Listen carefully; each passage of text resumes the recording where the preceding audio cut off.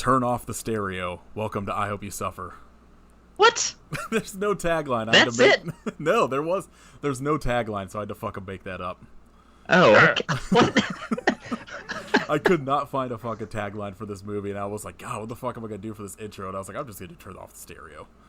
I was like, what? Was that on the poster? What the fuck is that? It would have been amazing.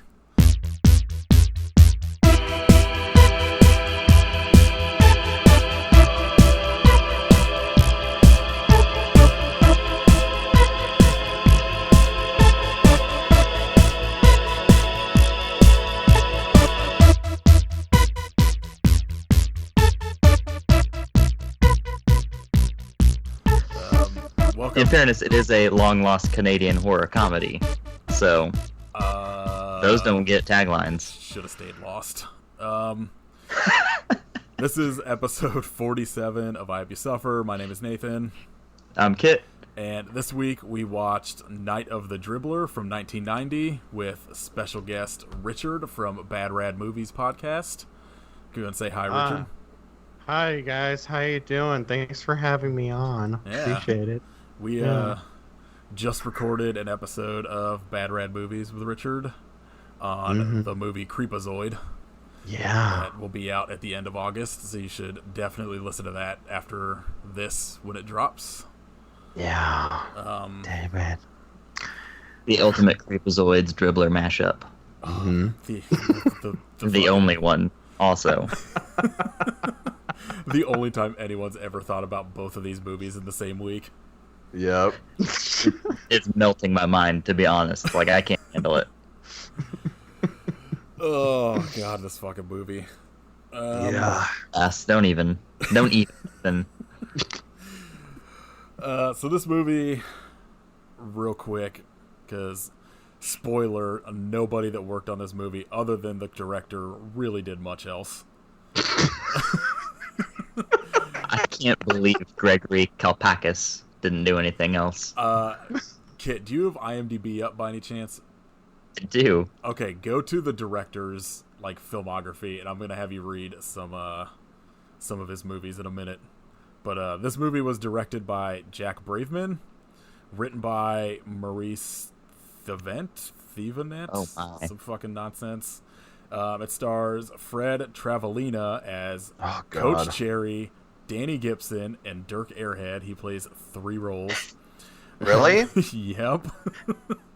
He completely had me fooled. Like, I didn't know until the end of the movie that he was 3 different characters. That's crazy. I think the only one that doesn't really look the same is the detective. I was being sarcastic. Well, no, I mean, I thought it was when he first came up, I was like, who the fuck is this guy? And then I was like, oh, wait, that's the same dude. Yeah. Gregory Kalpakis as Stan, and I can't read this fucking name, Flavia Carozzi as Becky, but for some reason in the credits her name is Becula. Because she's strong. Yeah, gotta have the goth Dracula name. Anyway, She's a vampire. Just had no idea. I need Kit to go ahead and read off some of these movies this guy has also directed. All right, I'm gonna start with some that he directed under the alias of Wizard Glick. As Moonlighting Secretaries, Moorhead. He directed a few as Looney Bear, such as Meet the Sex and The Filth Shop. As Seaman Loesch, he directed All in the Sex Family. As J. Angel Martini, he directed Bimbo and Girl Busters. Also, Sex Styles of the Rich and Famous. And The Honey Drippers. And then, finally, as himself, we have Centerfolds from Hell and Night of the Dribbler. I think my favorite one I remember coming across was The Wetter, the Better. As Eric George, a very bland name considering his other aliases. Oh, it's so good. He has 150 something directing credits or some shit. It's insane. So yeah, this movie, I'm going to assume everybody enjoyed thoroughly. Oh yes. I had a great time. It has maybe my favorite fucking costume for a killer. The fucking ridiculous jack-o'-lantern basketball head. Oh fuck.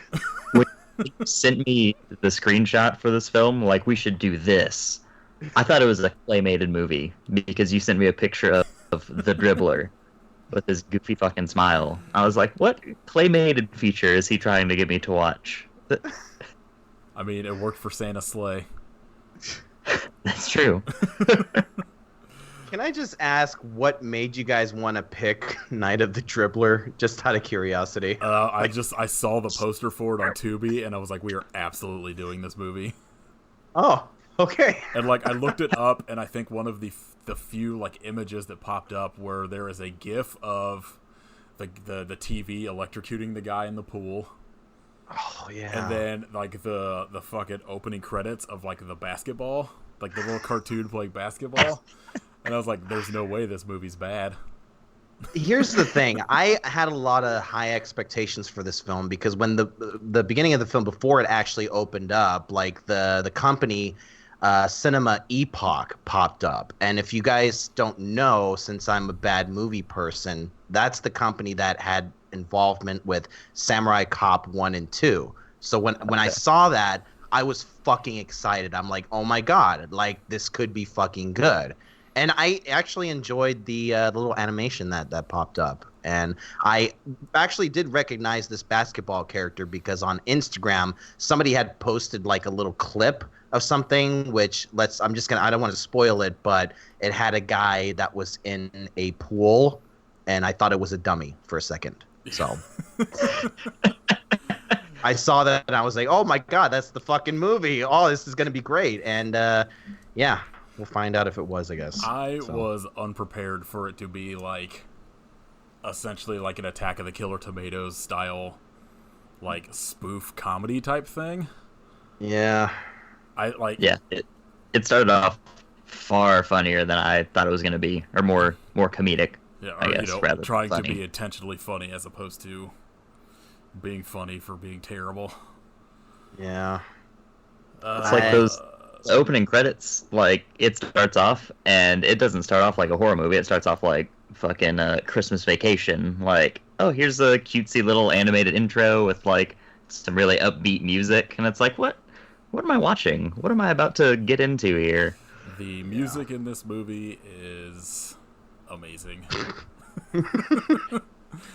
I don't know if it sounded familiar. I had a feeling that it might have sounded like something, but I can't quite put my finger on it. It was all like written by the same guy named Bat, B-A-T.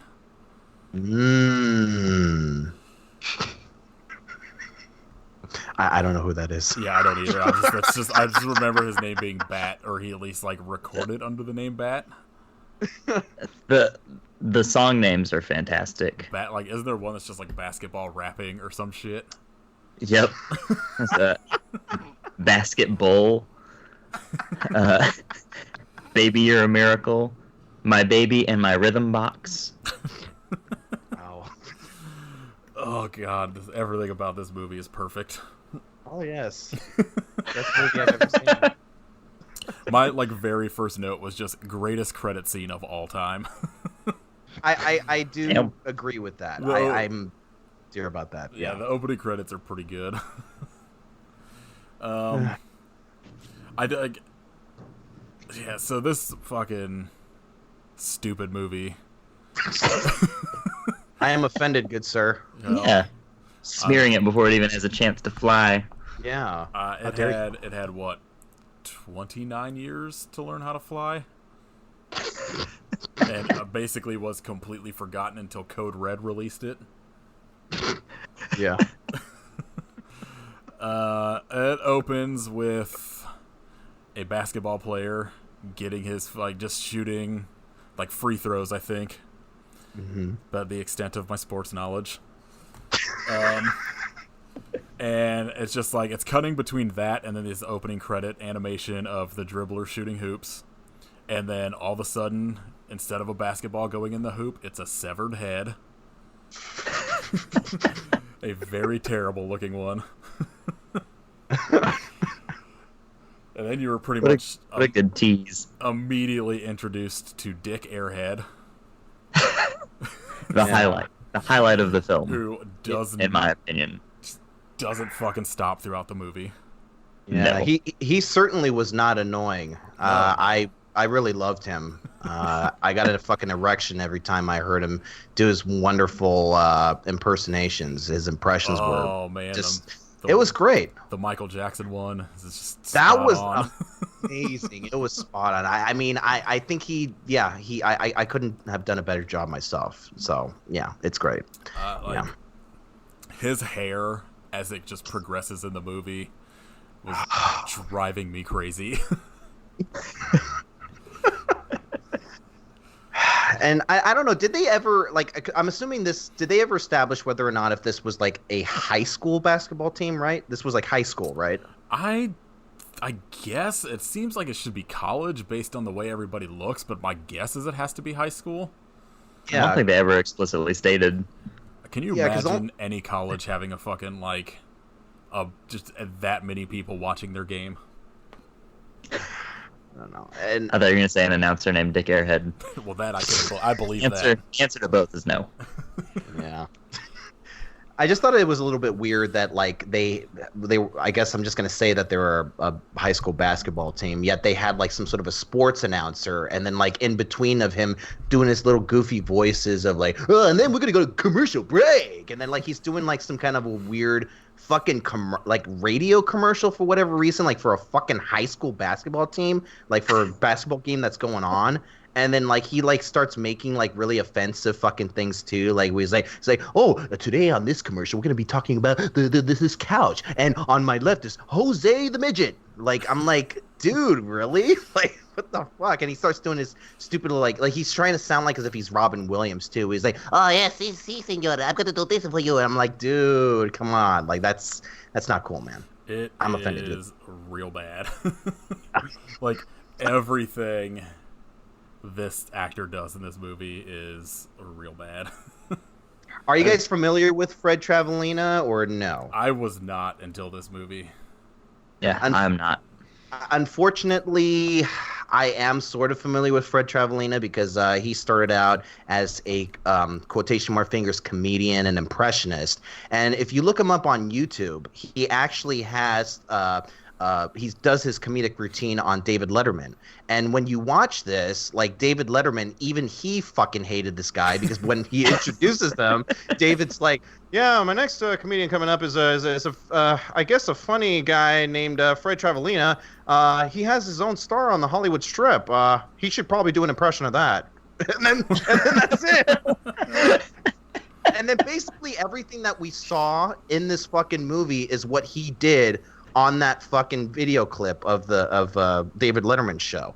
Like, it's, I don't know. Like, I don't know how the fuck, like, this guy, apparently he was big, but then I guess after being in this movie, that's when he realized, like, oh, my career's kind of going down the fucking shitter. So, Yeah. but When he got his copy of Night of the Dribbler, he was like, oh, fuck.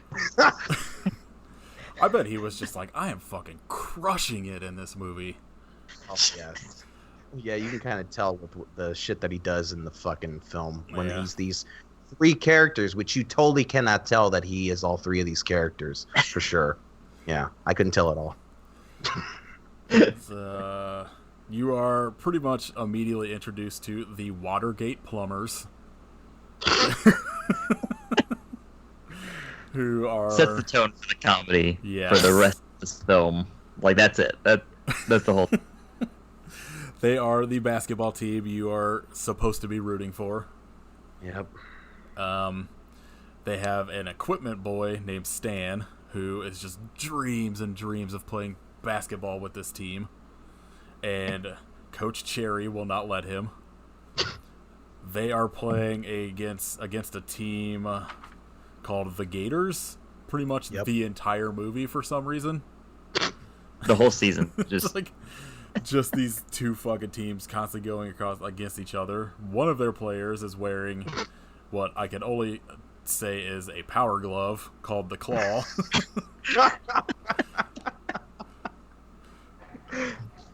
Who gets a very good comeuppance later in the movie. Oh, yeah. At first, I wasn't sure what the material was made out of until something happens later. Then I found out it was actually metal. I don't even know who the fuck came up with that, but it is the dumbest thing. Like, yeah. Surely that's not regulation. The fucking plumbers are just constantly losing and getting crushed by the Gators in like the fucking 28 games this season they play against them. So they lose. I don't remember what this quote was from now. Last time I've seen faces like yours was on the court 51 seconds ago. I'm guessing the coach says that to him. I think so, yeah. Oh, yeah, it's because it's right before he asked them what's going on, and like the Hispanic character named Pronto fucking God damn it. Tells the coach that he got a girl pregnant and not to tell anybody, and the coach immediately tells Dick Airhead, telling himself essentially this fucking hot gossip he just got, who then immediately tells everybody listening to this fucking radio station.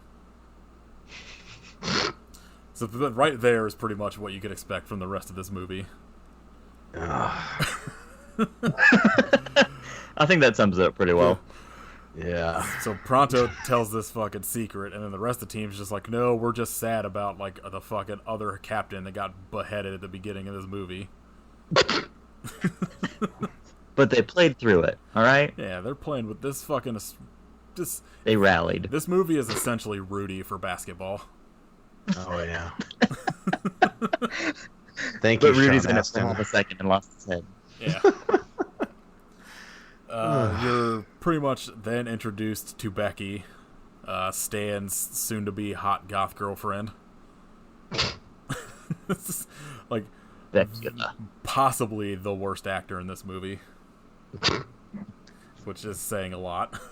Yeah, it's really impressive.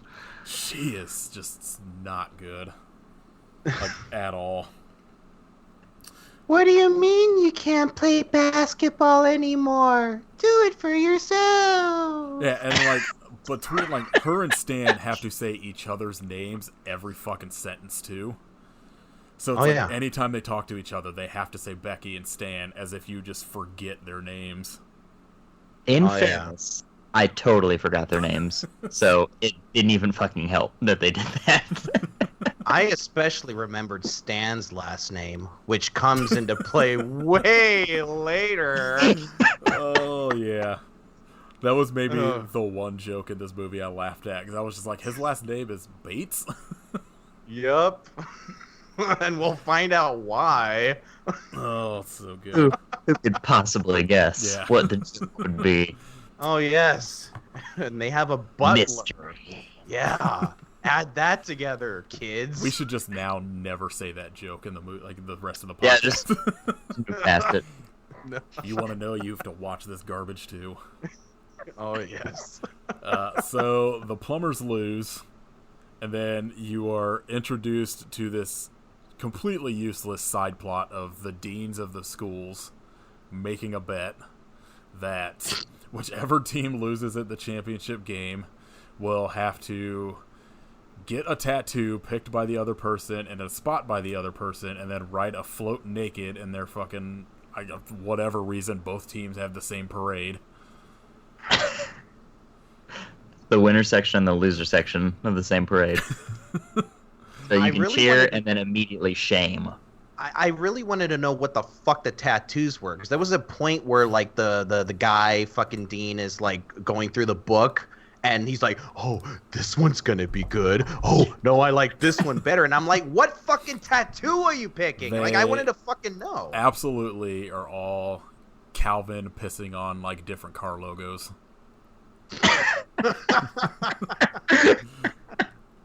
My favorite thing at the very end of the movie is when it eventually gets to, like, which Dean wins. They do the tattoo themselves. Yes. Like, not even going... Number one, you're getting a tattoo you don't want. Also, you're getting a massive infection. Yeah, and I think they had a tattoo machine, right? Yeah. Like, I would have liked to have seen, like, them get, like, bend a fucking wire hanger and just fucking, like, light it up with, like, a lighter and just dip it in, like, a fucking... Yeah, just dip it in a fucking ink fucking bottle or some shit. Like, I'm gonna put it on you now or some shit. Like, I would have loved to have seen that. It'd be amazing if this movie just got real fucking dark and it was just, like, 10 minutes at the end of her giving this dude a fucking tattoo with, like, a prison gun. This is the whole credit sequence. The credits are playing over it. You just hear screaming. Oh, it'd be awesome. It made this movie way better. Like, it's just the entire credit sequence. He's just fucking lying there. And he's just like, oh God, oh, it just doesn't fucking stop. That would have been great. So, Stan is hypnotizing himself to be good at basketball in front of his house, playing like on his home basketball hoop, to which his dad hits him with the car. Was it me, or did you guys feel the same way that the dad looked a lot like Hugh Laurie? Yeah, a little bit. Yeah. For those of you millennials, he's the guy that was in the show House. I'm just going to assume it was Hugh Laurie under a different name. Yeah. I was pretending it was him too, just so that way I can enjoy the movie more. I did like a joke that, like, he hits his son with a car and then just lays on the ground with him to talk to him. Oh yeah, that was nice. Great. And then after that, they start playing basketball, and his dad just like tears off the suit he's in, and he has a basketball jersey underneath it. They just start playing basketball. Fucking elbows the shit out of his son, like right in the face. Right in the face. Like, how about a little one-on-one, son? Like, totally like the 1950s-esque sort of fucking typical dad voice and shit, but like in Hugh Laurie's fucking voice. And he's always got a fucking pipe in his mouth. Oh yeah. No, I'm starting to come around on this movie. Every once in a while, we'll do a movie that I'm like, this movie was fucking so stupid, and then we'll start talking about it. I'm like, I kind of like this movie. I think it's mainly because we're enjoying it more because of the fact that we're making fun of it, and that's probably what it is. This is a movie I think would be fun to watch with like a group of people as opposed to by yourself. Absolutely. While getting high and drunk off of alcohol and shit like that. Maybe passing out from boredom. Where your dreams are a lot more entertaining. I'm on like 3 days of no sleep, so I was watching it extremely sleep deprived and just like, what is fucking happening? Oh, shit. The dribbler's popping out of the screen. Trying to bounce the basketball off your face. Like, oh God, make him stop. I demand a Night of the Dribbler 2 in 3D. So, the next scene that happens is the dribbler again setting up another fucking thing to kill one of these basketball players. This one's legit fantastic. This one is pretty fucking good. You want to tell him what it is? So, what is it that he put on the rim? That he taped on the rim? Just like razor wire. Yeah, razor wire on the rim, and then he sneaks out, and one of the guys goes in there to get a little practice in. Was it High Top? Yeah. The very convincing Elvis impersonator. Yes. His fucking Elvis was spot on. Oh, it's so good. I fucking love this movie. So High Top has a ball, and he goes in for a super sweet dunk. But since there's razor wire on the rim, it cuts his hands off at the wrist and just fly off. Just shoot up into the air. Oh God. Right after that happened, I was expecting fucking High Top to be like, oh my God, my hands are going now. and just fucking fall down to the ground. But no, it didn't. So fuck this movie. I do like that. Like the next thing of him at the hospital, and the coach brings him a fucking puzzle. Oh yeah. I love that the coach asked the doctor and is like, "Is he ever going to be able to play basketball again?" And the doctor's like, "The kid who just lost his hands." The doctor like, that is mopping the floor like a janitor. Dr. Janitor. It's a very small practice, okay? You need to take on what responsibilities you can. Oh, yeah. So, now that High Top is out, Crunch is made the new team captain. Crunch with a K. Crunch with a K, by the way. Important. Yes, this is very, very important plot detail. You cut to Stan at home listening to a cassette to hypnotize himself to have like more confidence, and the keyword that'll make him become like fucking Urkel as opposed to Steve Urkel. Basketball. Like is right before the word is going to be said, his dad comes in and yells, "Turn the stereo off." And then it's like, and to repeat that word again, his dad says it again and then throws the tape out the window. So Stan is now going back to school and is like, "Oh, I got like, this word that'll make me be like real good at basketball, but I don't remember what the word is now." So now Becky's got to help him figure out what the word is. He asks Coach Cherry again to play basketball, and the coach is just like, "Fuck off, kid." The running joke of, "Coach, can I have a word with you?" He's like, "Yes, how about capitalism?" That was some comedy gold. That was great. So the coach is teaching the team a new play he wrote up the night before that has 48 steps to it. He calls it the King Lear because it's a very good play. Mm-hmm. That's about the response this joke should get. And it pans out and you see all of the fucking footprint steps on the floor, and it just ends up being all of the players dancing and doing a conga line. Wow. So dumb. The funniest joke of that play was while the coach was taking a shit, he ran out of toilet paper. So then fucking Stan is like, "Oh, what do you need, coach?" He's like, "Oh, I need the toilet paper." And for whatever reason, Stan thinks that he's saying to play the toilet paper play. So he goes back to the team. He's like, what's the play? He's like, "Oh, it's going to be the toilet paper play." And they're just like, they're trying to fucking do it, but they can. They're like, "Wait, what's the toilet paper play?" And I just thought that was hysterical. I loved it. It got my dick hard. I do. I do like the joke that Stan asks again, like, to be on the team. And the coach is like, "Sure." And he's like, "Really?" And he's like, "Yep, in August 1997. That's going to be a long time from now. That's such a weird joke. Retroactively, though, it's nice to know he made the team here in 2019. Mm-hmm. So the plumbers play again, and that's when Stan comes out and has to tell him to do the fucking toilet paper play that doesn't exist. And they lose, and the entire team blames Crunch.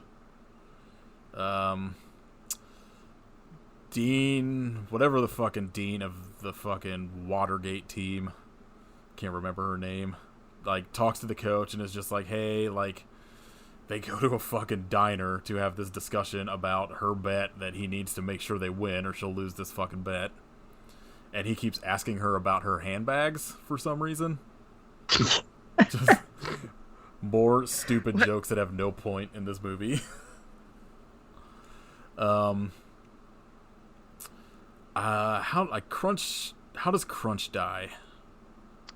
Is this the explosion?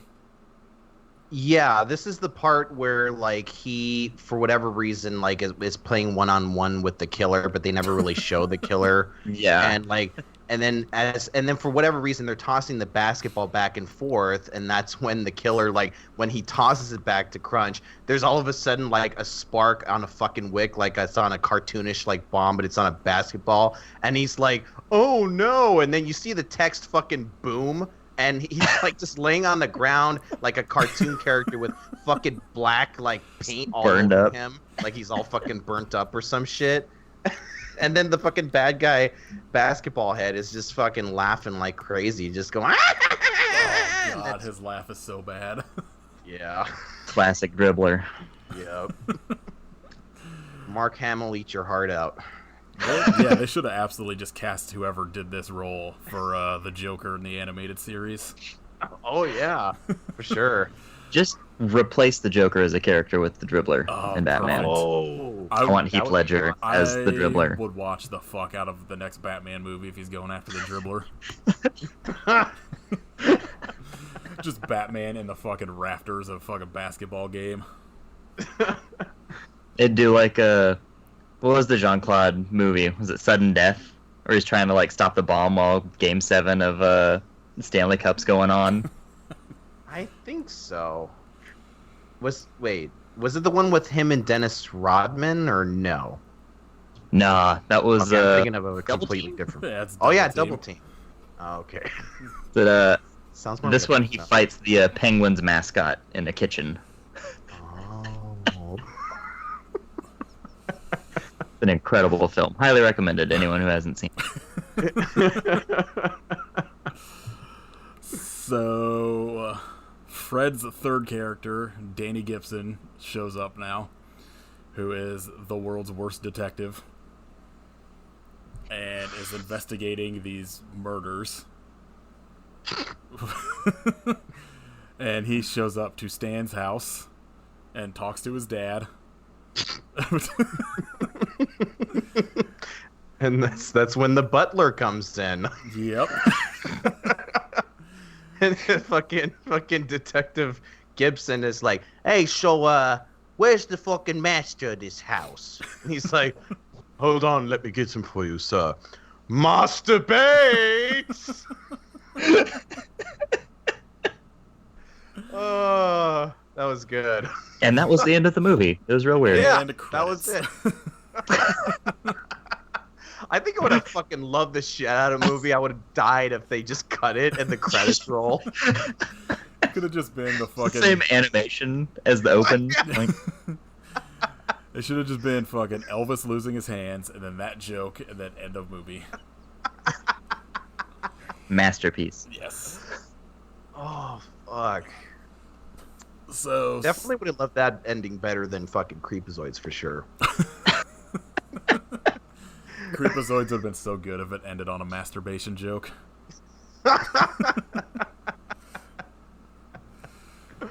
So Stan gets interrogated by this terrible fucking detective. George, with an S, is made the new captain of the basketball team. You get a scene of Becky and Stan at like a fucking weird makeout point, trying to figure out what the word is. She's like, "Stan, will you give me a kiss?" And he kisses her on the forehead. And then all of a sudden a car stereo next to them starts playing, and she yells, "Turn the stereo off," and cool, confident Stan kicks in, and they start making out. And for some reason, she yells the word again, and he goes back to normal. And then Poor Stan. that's when she fucking figures out that turn the stereo off is the key. yeah. So at the next basketball game, I think Watergate wins. I think so, yeah. And George fucking hates saying that. George is Goes to celebrate by what is supposed to be a jacuzzi, but is just definitely a giant swimming pool with somebody making bubbles in it.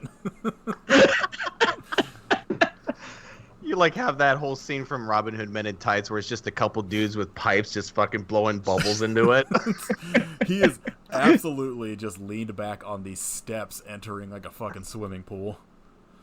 And the dribbler comes in, and he's going to throw TV in the pool to kill him, but the cord pulls out of the socket. So fucking George is like, "Hey, why don't you plug that back in for me, dude?" So the dribbler, always just ready to go, has an extension cord on him.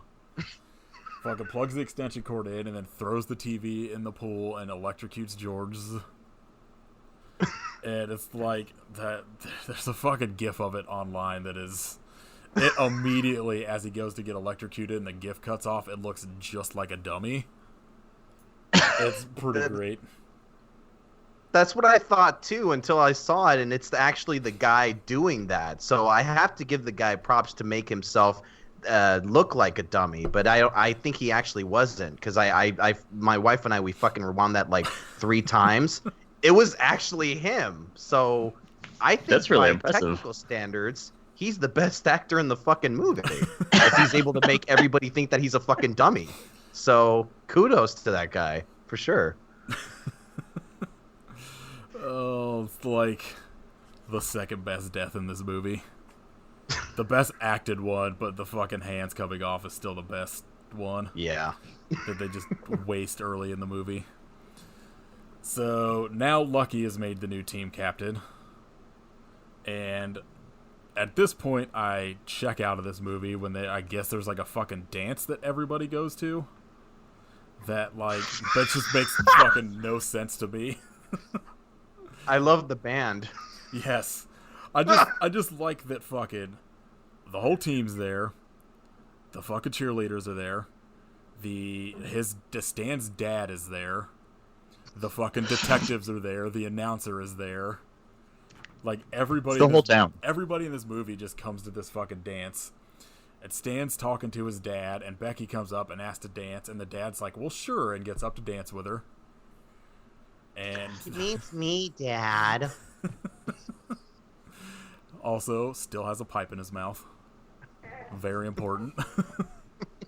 Every scene. That's how you know he's a dad. Lucky has spent the entire movie trying to fuck one of the cheerleaders who refuses to date anybody that's not the captain of the team. So now that he's the captain, they're like on a date. And they go into the shower room to fuck. And he's just like, well, I'm going to go turn the water on. Get into something more comfortable when I get back. Nothing.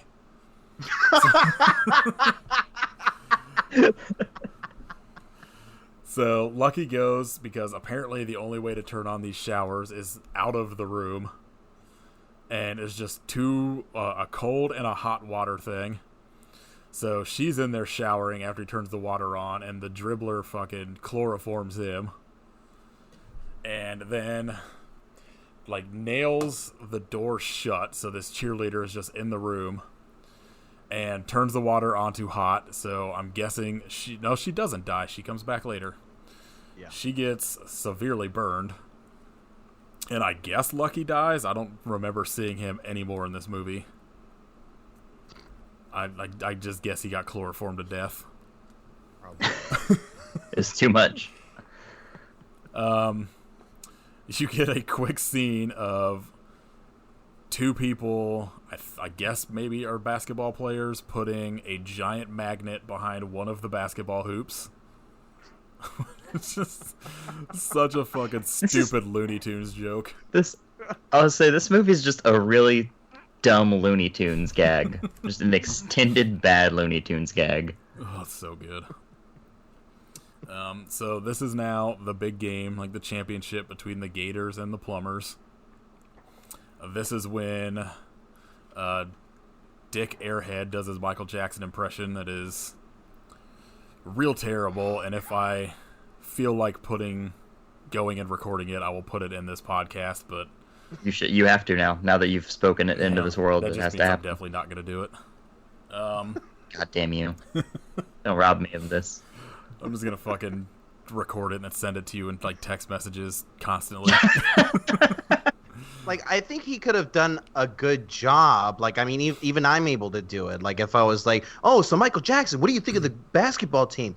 I think it's ignorant. It's ignorant. You shouldn't be playing basketball unless if little children is involved. But he does it more in a way where he's like, oh, so what do you think about the basketball team, Michael Jackson? And he just sounds like himself. It's like, oh, I'm Michael Jackson, and I think it's great.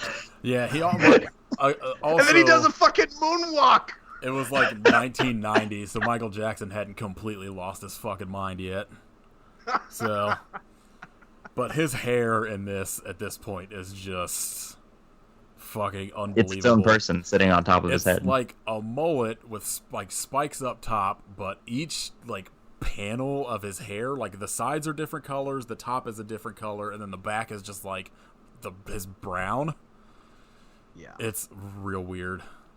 I remember the middle was white and the left one was blue. Yeah, I'm guessing it was maybe like a red, white, and blue.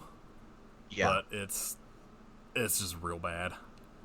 He's just trying to look good for the big game. I'm very unhappy that this dude didn't get killed in this movie. Yeah. That's the saddest spoiler alert you're going to hear. So, at this point, the coach has no choice because everybody's getting killed but to put Stan in the game.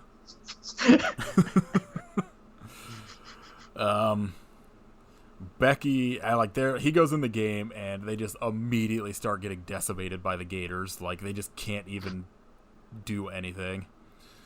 Becky yells to turn off the stereo because some dildos up in the fucking stands just have a boombox they start playing.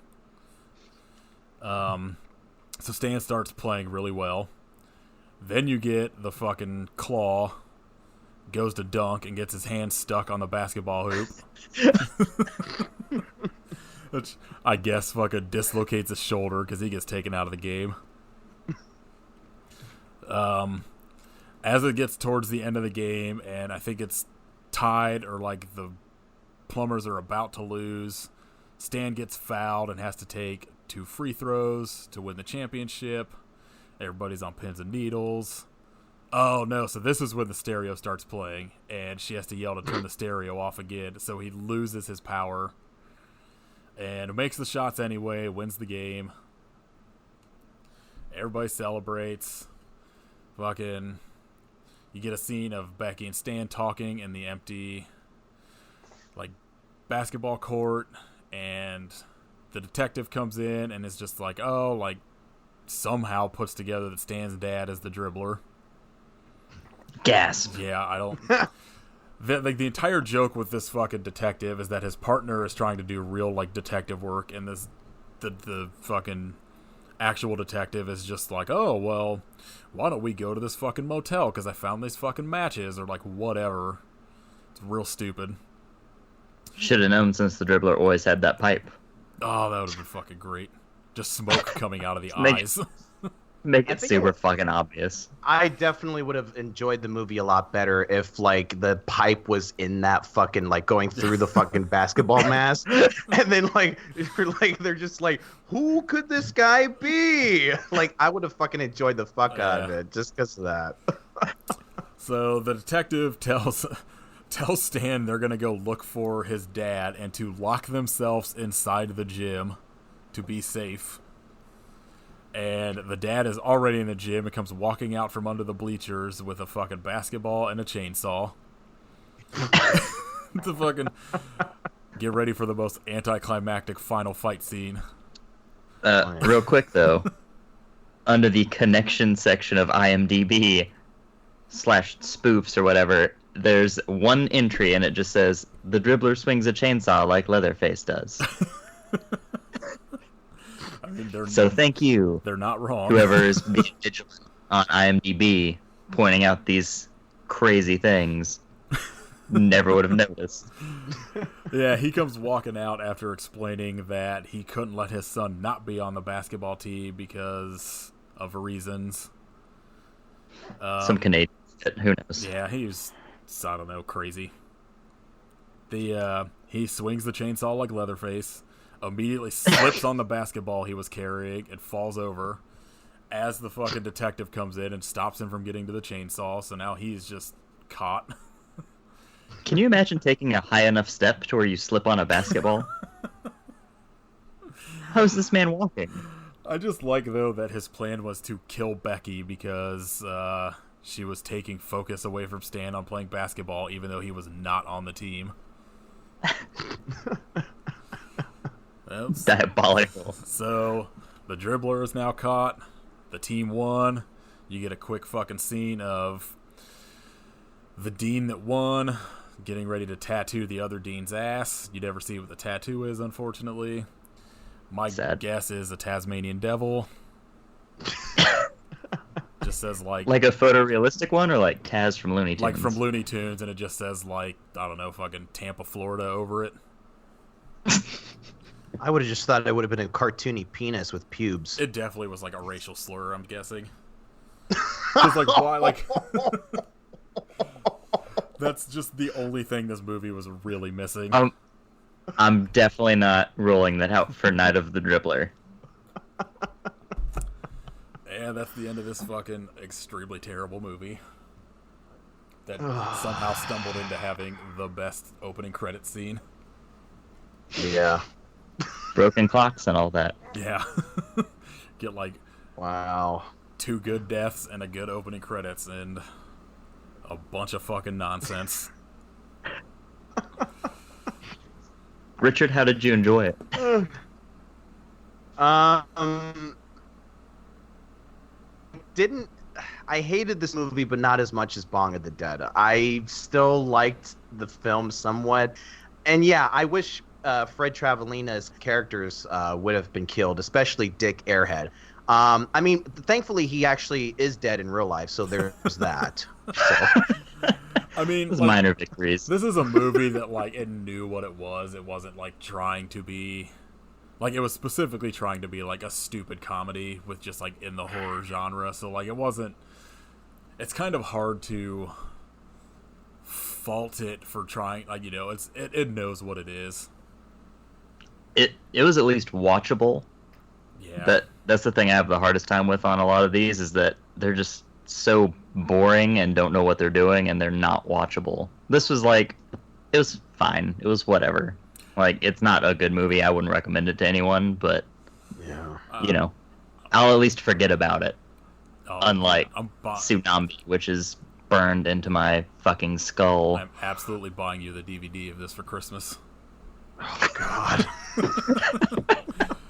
Or I'm going to see if I can... If you want to waste money on that, that's totally cool. I'm going to see if we can get Mondo to do a fucking vinyl of the soundtrack. Oh, my God. All right, I'd probably buy that, honestly.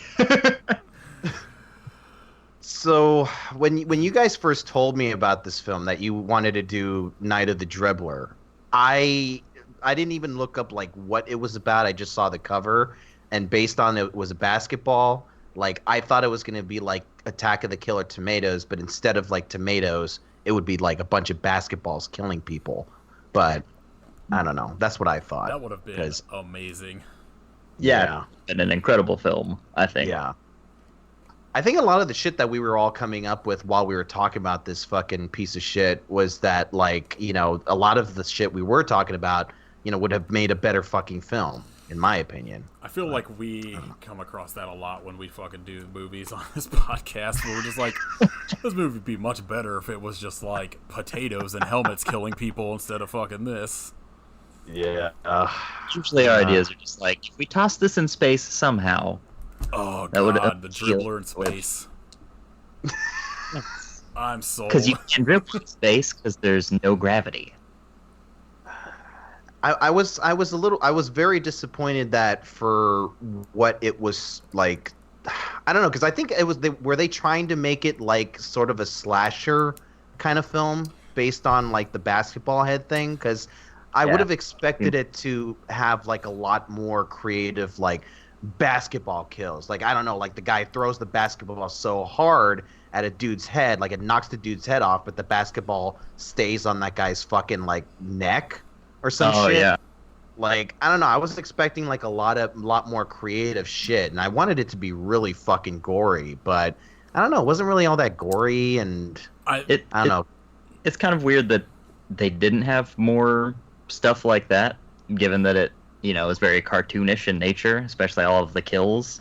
Yeah. Very weird that they didn't even try to incorporate some more, you know, ridiculous basketball shit. I think there's a good movie in here if they made it like a serious slasher, as opposed to with the comedy. Like, because like Richard said, you could do like a lot of stuff with just like the basketball theme alone. Yeah. Even if they want to make it like over the top, kind of like Dead Alive style. Where it's just like, you know, like somebody gets fucking crushed into a basketball or fucking whatever, you know, and like shot through the hoop. Like, you could do... Someone killed with a t-shirt cannon. Yes, holy shit. Or someone crammed into a t-shirt cannon and shot into the crowd. See, there we go. So what? Yeah. We need to make a sequel. Yeah. I came up with an idea, or at least a name for it. So we got Night of the Dribbler 2, Double Dribble. The third one, you could just have us like someone with 3 points. Triple double. Triple.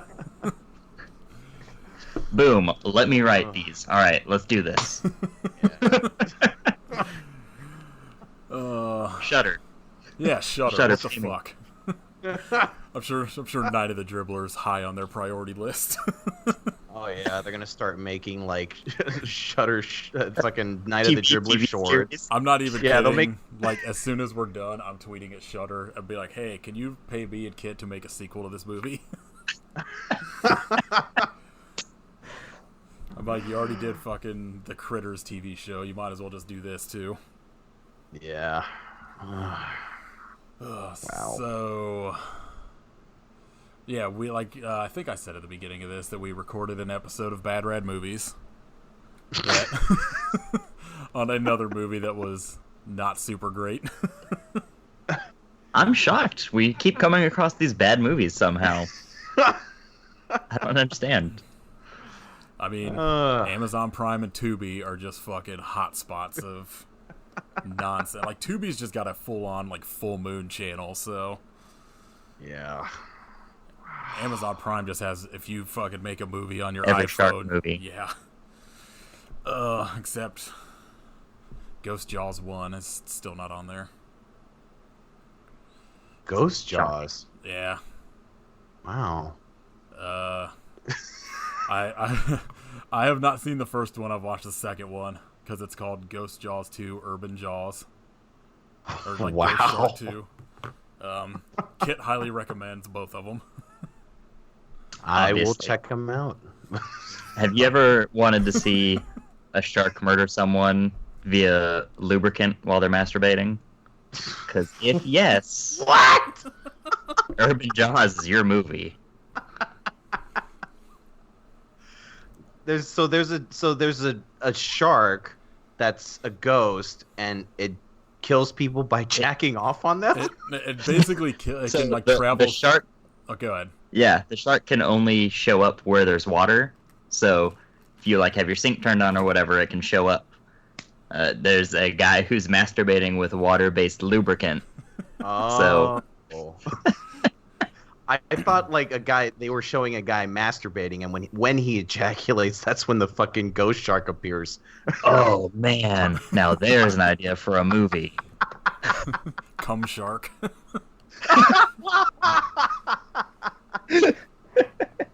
All right, you hit up Shudder, and I'm gonna email Sci-Fi. Sci-Fi is gonna just be like Sperm Shark coming this November. Ian Ziering starring in. Eric Roberts is the cum shark. I mean, instead of a sperm whale, why not a fucking... I'm not gonna lie, I would watch all of these movies. Yes.